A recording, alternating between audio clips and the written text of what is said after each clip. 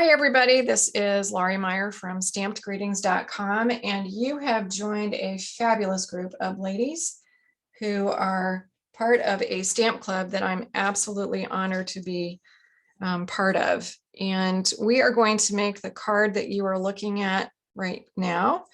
I'm going to go through kind of some of the steps involved, and I hope you find this technique one that maybe you've done in the past, but it might give you a little bit of an inclination to do it again. And then we're also going to do some stamping over and use some sentiments for that. But before we get into this, I want to give credit to the lady who inspired this project. She is Pat Owen, and she is part of our stamp club, a dear, dear friend and a really amazing artist, very talented lady. I had an opportunity to meet with her a little bit earlier in the week, and I had made up my mind what I was going to do today. I saw one of her amazing cards and I changed my mind. And she definitely inspired, especially the direct to paper, which is part of the technique that we're going to do. This card is fun. I hope it looks like it's a masculine card. I was really going for that. I struggle with masculine cards, and I hope that I've kind of inspired a masculine sort of color theme here. Let's just jump in. It's going to be the best way to do that. So the first thing that I'm going to grab is a scrap piece of paper. And let me show you why. This is the scrap that I've actually used to make the project. And I'm going to be using my ink pads and just pulling them across paper. And when I do that, I want to make sure that my work surface is protected. I'm going to take a full piece of cardstock.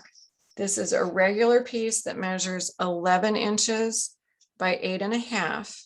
And I just want to kind of orient you on how we're going to cut the paper. So when I did the direct to paper, and you'll see that in just a minute, I made it so that it went vertically in this direction. I actually made a couple of these cards on the same piece of white paper, and I have the ink being dragged down vertically.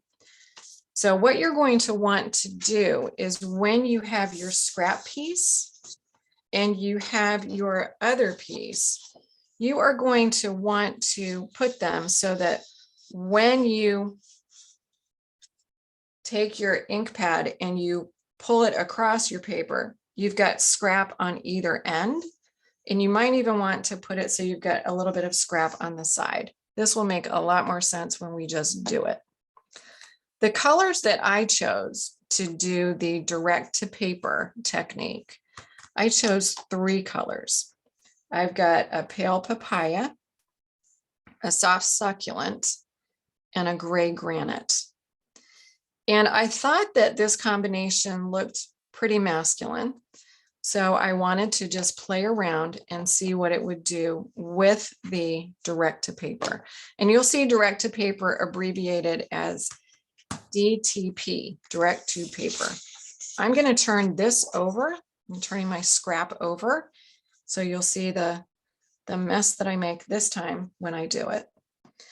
And what I suggest is when you start your direct to paper and you layer the colors, that you use a color that's not incredibly dark, but it's also not the lightest that you have. So if I bring out those 3 again, the gray is definitely going to be dark. It doesn't necessarily look incredibly dark here. The pale papaya, I'm going to use as an accent to kind of fill in the blank, so to speak. But my soft succulent is going to be the base. And I just think the green works really well. You're going to open up your ink pad. And then what I like to do is angle it. So if this were my paper, I'm angling it and I'm going to pull it across. And I'm going to try to get part of that ink pad where the ink truly is on the pad on my paper. And there's no right way, there's no wrong way. And you're just going to drag and you're just going to pull it across And every time you do this, you're going to get a different design. And just kind of pull it across. I might take that paper, flip it completely 180 degrees, and I'm going to come back in from the other side and do the same thing. And again, just pull it across. Now, what can happen is like what I just did. If I have my ink pad oriented so the piece that slides in is on the top, so the piece that slides in, it would slide in going this direction. If I'm pulling that ink pad, it has a tendency to pop out. That is not going to be a problem, but if it annoys you, just turn it around the other way. And just again, continue to do this as much as you like. And I'm going to go ahead and add just a little bit more on the other side. And then if you want to add some interest, you can adjust the orientation of your paper. I had been pulling the ink this direction. Well, maybe I want to do it just a little bit going the other way and do some hash marks.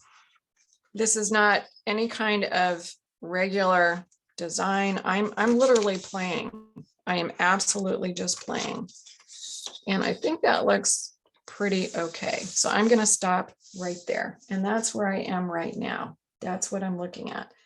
And it looks like quite the mess, actually. I'm going to go ahead and take that particular ink and put it to the side.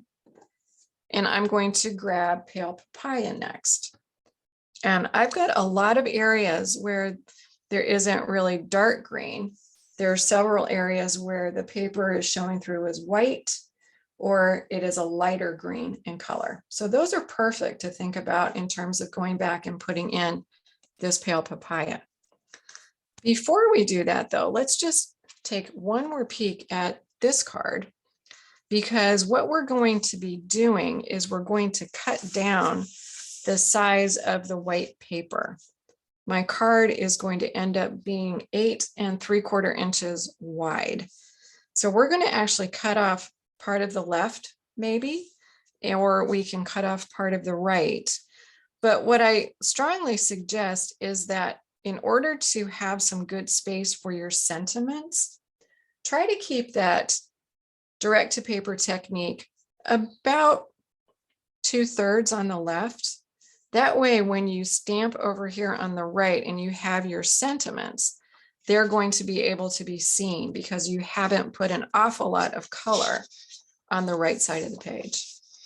But we're going to go ahead and we're just going to now add in some Pale Papaya. So again, I've oriented my paper. This is the 11 inch. The 11 inch is going this way. And I've put my scrap underneath, and I'm just going to grab my ink pad. I'm going to open it. Where I pushed that in is down here at the bottom. So I'm going to turn this over. So the part where it's pushed in is pointing toward my wrist, toward my arm. And it's much less likely to come open when I do this technique. Now, there are going to be times when you're pulling on that ink pad and it's going to grab the paper. That's fine, because what will happen there is you're going to get a little bit more of a saturated color, like I did right here. It really did grab when I was pulling. So I'm just going to continue to add some color. I'm going to turn this completely around. I'm going to come back in and do the same thing, just adding color. And if I come and I do some different angles, I am going to have to turn my ink pad around because the side that I'm using is starting to get a little bit dry, which again is absolutely normal. And I'm just coming in and giving a little bit more color. And I'm doing my best when I'm doing this to pay attention to where my scrap paper is so that I don't get ink on my work surface. And that's looking pretty cool. It is fun to do this because every time you do it, you're going to come up with a different design. You can also do this with ink spots, the little ink spots that we get in paper pumpkin kits, or the ones that you can buy and ink for yourself. And that can be really fun too. It definitely gives a much thinner strip, but you can do some very cool designs with that, almost make it intentionally really thin, like a rainbow. I'm now coming to the gray granite, and I'm doing the exact same thing. I know this is a little repetitive, but I am just going to bring in that gray granite. Now, because this is going to go on fairly dark, I'm going to be really careful. I am intentionally just adding a little bit here and there and being very random, sort of seeing where things lie, how it looks, how it all plays together, and adding in different ways of angling the ink. And just allowing this to be incredibly free and allowing it to sort of create its own pattern. And I think I'm going to be okay with this. I might add just a little bit more down here at the bottom. Don't want to overdo it. And then I'm going to say, I'm good. So this is where I'm starting. This is what I've done with the direct to paper. And it is a combination of the three colors we know: gray granite, pale papaya, soft succulent. You can use more colors if you want. You can do this with one color by itself and just have different intensities of the ink. So it really is whatever you want to make it. Now we're going to turn this into a piece that is going to be cut to the size that we want for the front of this card. This is a slimline card, as you can see, and it was intentionally designed to fit into one of the slimline envelopes that Stampin' Up! Has. And the envelope measures 3 7/8 wide by 8 7/8 long. And I wanted my card to be a little bit less in width and in height. I brought it in 1/8 of an inch. So the card base, and we'll get to the card base in a minute, is 8 3/4 by 3 3/4. But hold that for just a moment, because what we're going to do now is we're going to cut that front piece, the piece that we're going to do some more stamping on. That piece that we're going to cut, we want to end up with a piece that is 8 3/4 by 3 1/2. So the piece that we're going to stamp on is 3 1/2 inches high by 8 3/4 inches wide. So let's talk about that. We're going to cut this down to 8 3/4, and we have some options. We can cut over here and get rid of some of that piece that has white. That's what I tend to do. I tend to not go all the way to the edge on the left, but I'm going to cut off just a little bit of the card stock that I didn't stamp on. So I know this is 11 inches long, and I'm going to look at it at 1 inch. What does it do if I cut off 1 inch? And I'm right at that side where I didn't get a lot of ink. So I'm just going to bring that in, and I'm going to cut that inch off. And I'm going to take a look at what I have, because now what I'm left with is a piece of paper that up to the edge has some really nice design on it. There isn't a lot of white space. It has a really nice inked coloring on that side. Well, if I cut off 1 inch, and you could save this, you could use it for something else. What I'm left with is a piece of paper that is now 10 inches by 8 1/2. And what I really want to do is I want to get this down to 8 3/4. So if I have 10 inches and I want to get an 8 to 8 3/4, over here, I'm going to cut off 1 1/4 inches. And that will get me to my 8 3/4 size. So I'm just going to bring my paper trimmer back in. And I'm going to cut off 1 1/4 inch from this side. So I'm just going to flip that around, bring that into 1 1/4 right there.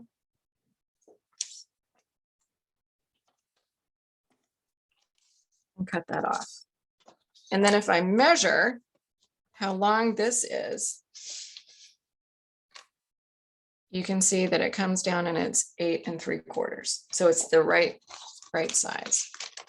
So I have the right width of my card. I want it to be 8 3/4 wide. Now I have a piece that is going to allow me to get 2 card fronts, because this is still 8.5 by 8 3/4. And I want to cut this to 3.5. So I'm going to turn my piece. I'm going to go into the paper trimmer. I'm going to cut this at 3.5. And here's my first card front. And then I'm going to cut another one at 3.5. And I will get a second card front. And I do have some extra paper that comes from the trimming of those pieces, but I'm going to save those because who knows, I might use those on another project. So I'm just going to put those to the side. So if we look at the finished card, what we have now are 2 pieces that we can finish with stamping, and then we can add them to a card front and have a really pretty card. All right, what we're going to do now is we're going to do some of the stamping, and this is stamping over, where a good example of the stamping over is that some of the sentiments actually overlap each other. This is a pretty tame example of stamping over. A lot of people will take a kind of a busy stamp, not necessarily a sentiment stamp, and continuously stamp it over and over with different intensities of ink. I invite you to do that. It's a very fun technique. But in this one, I've tamed it down just a little bit, but it definitely does have some stamping over impact. So I'm going to pick the one that I'm going to use. I think I'll use the one on the top. I like having a little bit more of that pale papaya. That will be fun. And I'm going to bring in my Stamparatus. And the stamp set that I've used for the card is the Biggest Wishes stamp set. This is just perfect for a lot of fun events, and it is a really great stamp set to use for this technique. And I have already placed the stamps into my Stamparatus where I know they are going to work, but I'm going to show you what I did. When I put my piece of paper into the Stamparatus, I'm not going to tuck it up into the corner, and I'm going to tell you why. I'm actually going to place it so that it is 1 square over and down from the corner. And the reason for that is when I have my stamps in my Stamparatus, you'll notice the happy birthday. The happy birthday is grouped so that I can move this paper. I can actually shuffle the paper into different positions on the Stamparatus, and I get this pattern where it looks like I'm going from the top right to the middle left, and it is intentionally done that way. So it is purposeful, and it's very, very easy to do that in the Stamparatus. But I'm going to start with the block happy and birthday first. Those are the first two that I'm going to stamp. And I have put those in my Stamparatus so that when I stamp them, the happy is pretty much right at the top and the birthday is down toward the bottom. And I wanted a color that would really stand out, would really make a statement. And I decided that I would play on the green. So I'm bringing in Evening Evergreen. I'm going to use that as kind of the focal point of really drawing the attention of what this card is for and really just saying happy birthday and having that out there. I don't know if you know this, but the Stamparatus plate over here on the right is going to angle down. It's going to go down to the actual, whatever your tabletop is. But a stamp case, these thin ones, are the perfect height.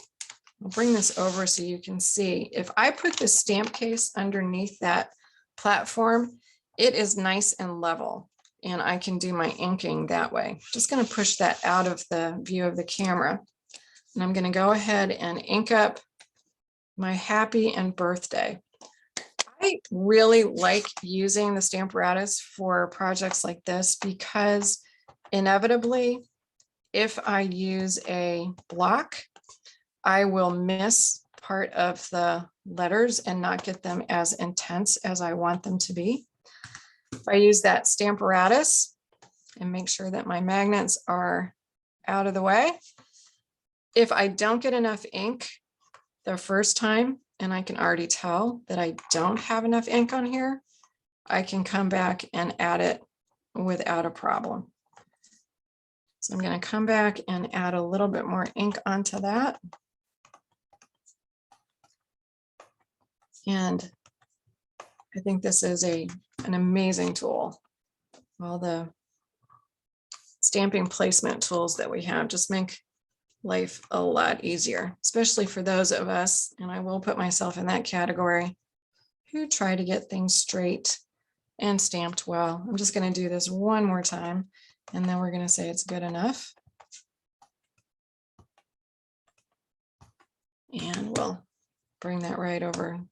And I know many of you have used stamp placement tools, and you know how perfect they can make your projects look. So I'm happy with that. The other tool that I highly recommend is the little squeegee that we have. This looks like it's been in a war. It has, but it definitely is a great cleaner.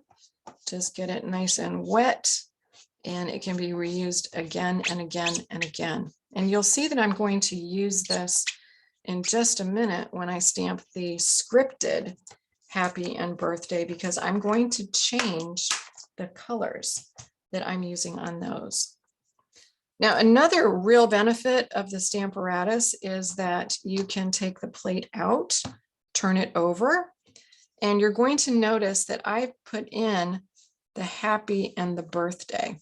I'm going to go ahead and put that down. It's not going to do any harm because I don't have any ink on that. And I positioned those stamps. So the first time I stamp them, I'm going to be replicating what was done in the Pale Papaya. And I'll use the Pale Papaya again. But I've placed the stamps and I've placed my paper so that I can initially put that middle stamping in. And then we're going to move the paper and do the other two. Going to get my Evening Evergreen ink out of the way so I don't get that on myself or anything else by mistake. And I'm going to go ahead and bring in the Pale Papaya ink. Open up my Stamparatus again. And I've also put that Biggest Wish stamp case, you can't really see it, over to the right. I'm going to go ahead and ink up my happy birthday, the script. What you may find is if you are using the same ink pads that you used when you did the direct to paper and you're coming back in and you're putting sentiments, direct to paper can take quite a lot of ink to be effective because it's direct to your paper. It is going directly to the ink pad. So sometimes what I find is after I've done a couple of these kinds of cards, I need to re-ink my ink pad. So it's a really good idea to have these re-inkers on hand. And after I get done with a couple more of these cards, I will definitely do some re-inking. But I can continue to use my pale papaya, which is telling me it probably will need to be re-inked. Use that a couple of times and I will get the intensity of the color that I'm looking for. So I did that a few times on the Stamparatus, and I'm going to just do it one more time just because, and then we're going to be good. And we're going to move to the secondary time that I will stamp this. Now, stamping over, as I mentioned, is a technique where you have sentiments or any kind of stamp that you are stamping over another element. So where I've put the happy, where I've put the birthday, they're stamping over. They're definitely not standing by themselves. And it can be a really fun way to add some interest to your projects. All right, we are going to move into this one here. And the way we're going to do that one is two things. One is I'm going to clean the stamps that I just used. So I'm going to pull out my stamp cleaner again.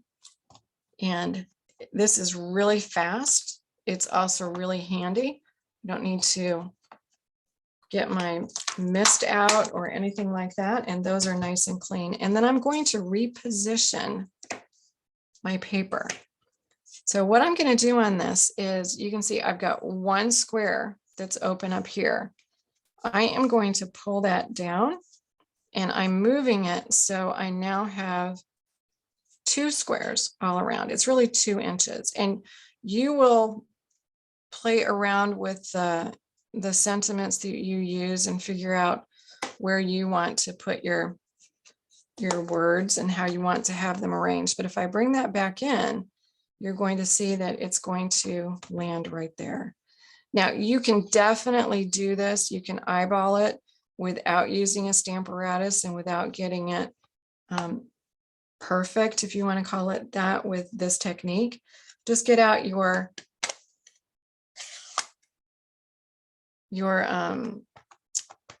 acrylic blocks, and you can do whatever you would want and just eyeball it. And even eyeballing can be more fun because it becomes a little bit more artistic. I'm using the soft succulent on this one to bring that green in again. And I'm just gonna do like we did before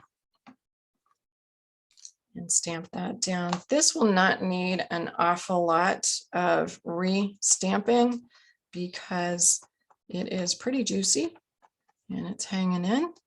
So we'll do that one more time.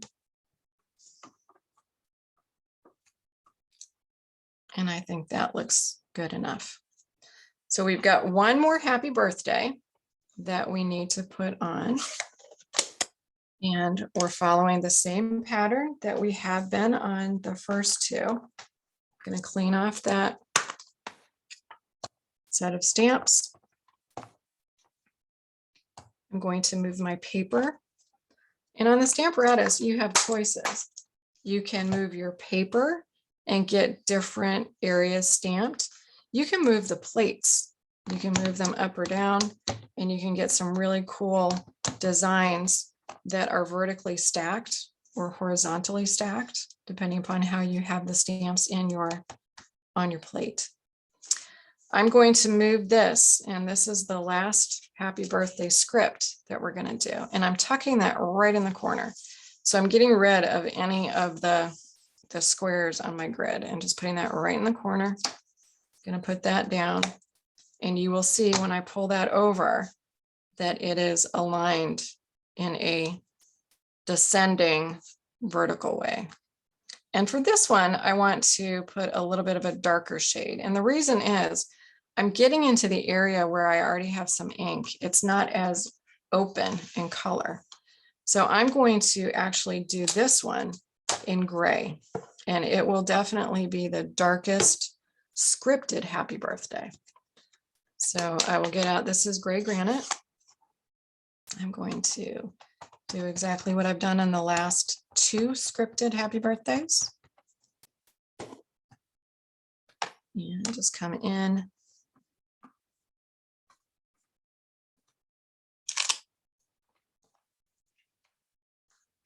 And if it does move like that, you do run the risk that if you're putting it back in, you might not get it exactly in the same place. So you can make a judgment call. And the way that I judge this is before I re-ink, I'm going to look at whether that is aligning or not. And I just need to look at it. Yeah, I think it actually is pretty good. So we're going to try that again. There are occasions that the stamps are going to be a little clingy when you take them off of the paper in the Stamparatus, but you should be able to line it up and get a good second image. Yep, it did just fine. So that's the stamping. And you could, if you wanted to, you could actually start your stamping at a different point and put another happy down here, or you could come back in with just an acrylic block and the happy script and another color. And if you wanted to put another happy down here so that it would say happy birthday, that's definitely an option. But I'm kind of okay with that. I think it looks kind of cool.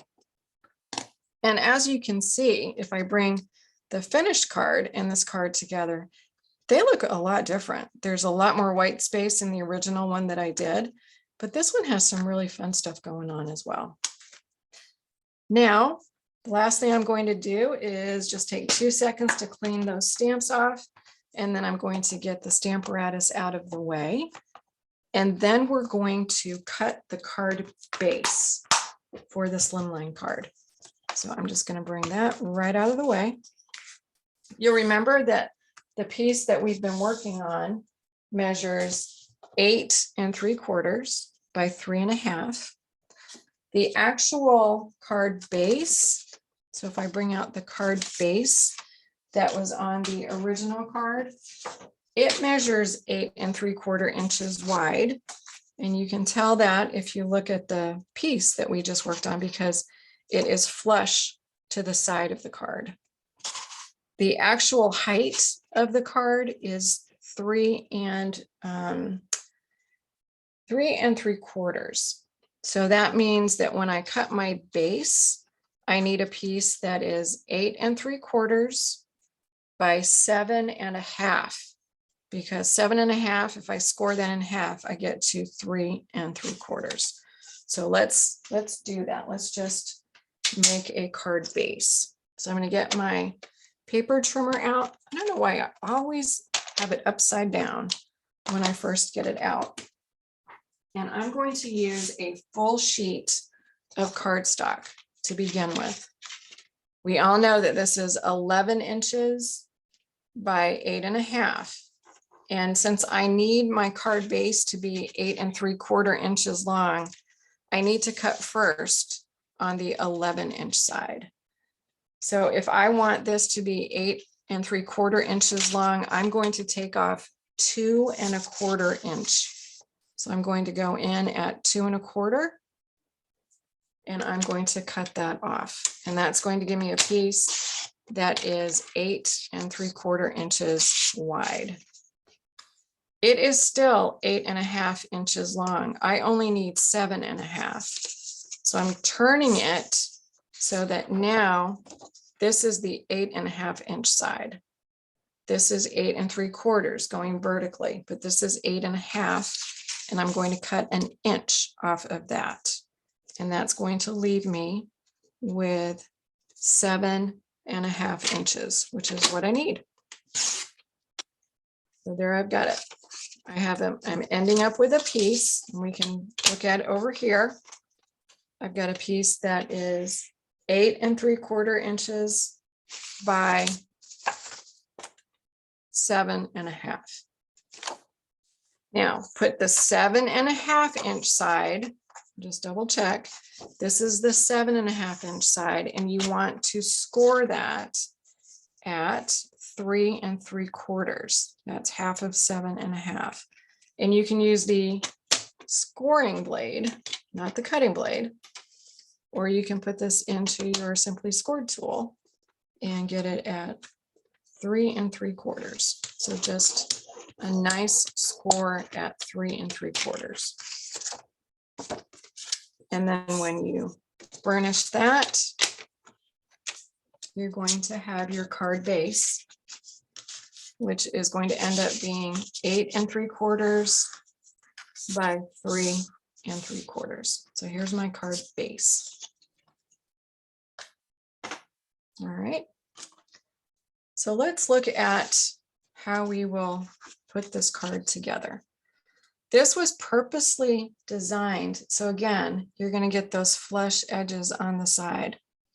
It may be that the pieces of paper, when you put them into your paper trimmer, are a tad longer.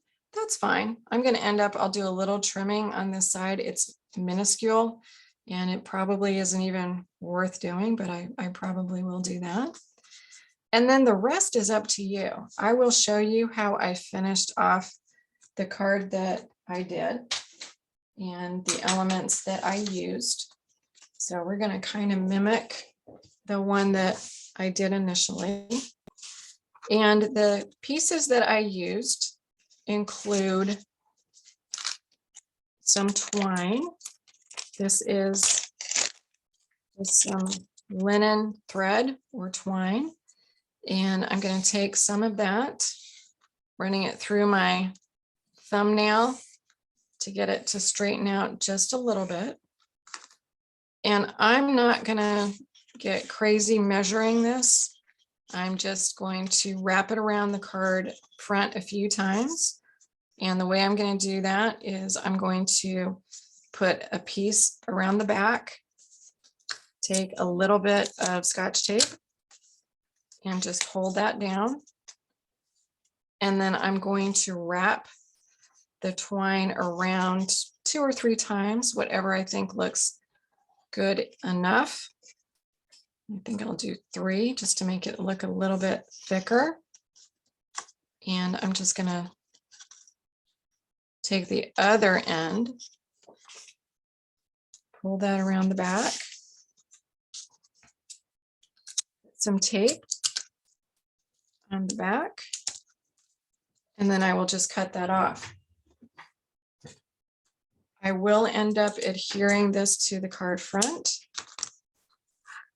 but for right now, that tape is going to hold it just fine. And it does not need to be perfect vertically because we're going to add a couple more components to this. I looked at my stash of ribbon, and I've been really bad about using this ribbon. It's gorgeous. It is from the mini catalog that is going to be expiring at the end of June. And it's Evening Evergreen, which again kind of plays on one of the colors that I had. And I'm just going to tuck that up underneath. I'm going to give myself a little bit here, not a whole heck of a lot, but I'm going to go ahead and I'm going to trim these, so don't worry, it will look better. So I've got a piece of ribbon, and I'm going to go ahead and just tie that. Not get anything fancy at all. And then you can decide where you want that to be. Maybe you want it higher, maybe you want it lower, whatever makes you happy. And I'm going to leave that kind of there for now because I'm going to do a couple more things. For me, when I was first putting the example together, the one on the top, I didn't think this had enough bling. It needed something in my mind. And because of the pale papaya that's in here, I thought gold would look really nice. So I got out some of the Simply Elegant trim, which comes in gold and silver. and I cut a piece. Again, we're going to trim this, so it's all good. And then what I did is I looped it around and I tucked it into the piece of ribbon that I just tied.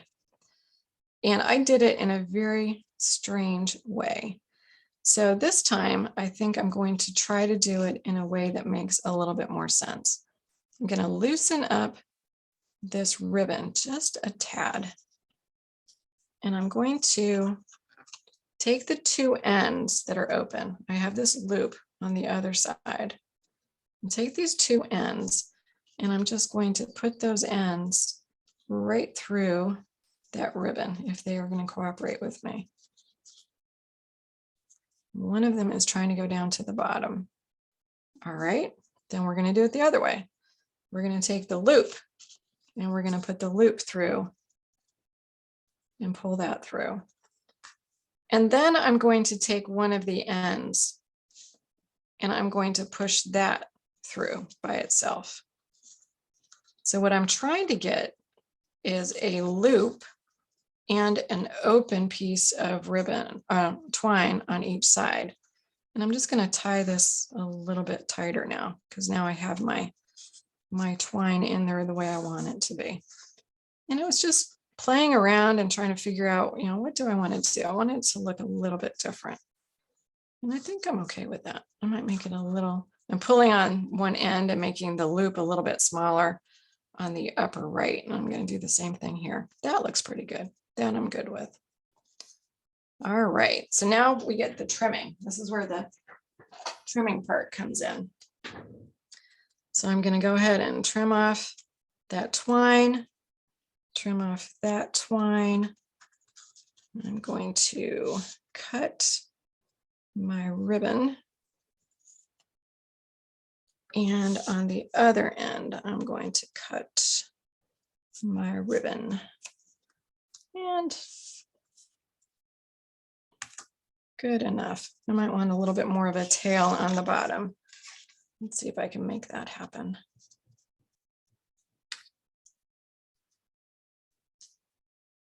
So just coming at it from an angle, we'll see how successful I am. Look at that little straggler off. There we go. Okay, get that reoriented here. So now I've got that fun little twine within the ribbon. And the last thing I want to do is I want to make sure that the ribbon's going to stay put. And in order to do that, my suggestion is to use some glue dots. And what you can do is if you take a glue dot, these are extras from a paper pumpkin kit. And I want to put that glue dot on the back of the ribbon. And sometimes you've got to convince it that it really wants to be there. And just take the wax off. And then you can figure out where you want that ribbon to go. So I'm going to pull it down just a tad. Then I'm going to go ahead and just pop that down. And I'm going to do the same thing on the other side. So a little glue dot. Put that underneath.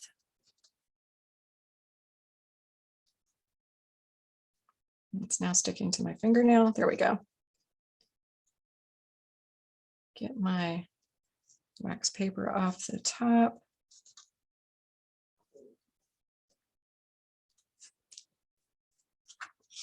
And then figure out where I want that ribbon to go, what angle I want it to be. And go ahead and put that down. So now that ribbon's going to stay put. Cool. All right, so we're working on the front. I'm going to take my card base and I am simply going to adhere that directly to the card front. And I'm making sure that I've got the card base oriented correctly, which I do. It's opening from the bottom. And I am going to use some liquid glue for this. And one thing that I do suggest is when you've used tape on the back of something like this, get some of the liquid glue pretty close to the tape. It's just going to be a double insurance that that tape is not going to come off, and you should be good to go. So we're going to turn this over, make sure we have it oriented the right way, and then put it right up against the edge. Try to get it so that top and bottom, I've got the same amount of cardstock showing, and then it's pretty straight. I do have a little leeway since it's liquid. I do have a little bit of card that I will trim, but I'm going to do that later and just give that a nice burnish with my finger. All right. The last thing that I put on the card for embellishments, and it's a little hard to see, but there are a couple of the enamel pebbles that are underneath. And I just thought that added a little bit of a masculine feel to the card. These are retiring as well. They're in the current mini catalog. And the colors I also thought worked pretty well with the design. So I just popped a couple of these sort of by the twine to give it a little bit of a fun flair. And I tend to take these off, and then I position them so that they're close to the edge and they're easy to just pop off. And I'll do one more a little bit higher up. I think I'm going to bring that one over here. That looks good. And I need to get that close to the edge. There we go. Cool. All right. Now, the one thing that I did that I'm not going to do right now, but I'm going to tell you what I did, is the twine that is in the middle, that gold twine. If I bring back the original card that I made, I actually got out some of my glue that is the crystal effects, and I put that right in. So I would stick the tip, if this were the glue, I'd stick the tip right in there and just give it a little bit of a squeeze, and that way it's going to hold that twine. I can't pull this twine completely out, and that's because I put a little bit of glue right underneath the bow in there. But there you have it. It's just a really fun card, pretty quick, very easy, but I think it has a fun little flair to it. And I hope you give it a try. I really hope you try the direct to paper. It's very liberating. You feel like you're, I don't know, maybe back in school, and you're just told to go to your art class and create something. So you can create whatever you want, and then you can bling it up. And the Slimline envelopes are absolutely perfect for these cards. The sizes that I gave you, the dimensions, work incredibly well. When you put these into the Slimline cards, always go for the side that doesn't have the embellishment, because you can slide it in very easily, and then you can tuck that embellishment in at the end, and it fits perfectly.